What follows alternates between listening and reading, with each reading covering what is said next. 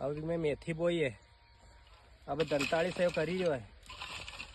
और एक बात बताऊं तुम्हारे, इन्हीं सरकार से इतना परेशान हुई है किसान।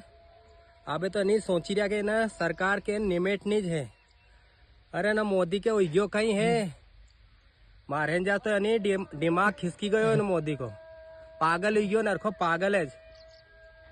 अरे क्या कहीं कहीं पास करी रहो, मतलब जनता इतनी कमजोर हुई है, एक हमारी टूटी गई है, एक हमारी अबे परेशान हुई है। अभी के तो निमेट नोज है और कहीं नहीं। अभी ये लहसन देख रहा नहीं, अभी भाव है, नहीं को भाव आएगा नहीं जद का कहा गुल कर देगा। खिसकी गए उनका कहीं कहीं पास करे।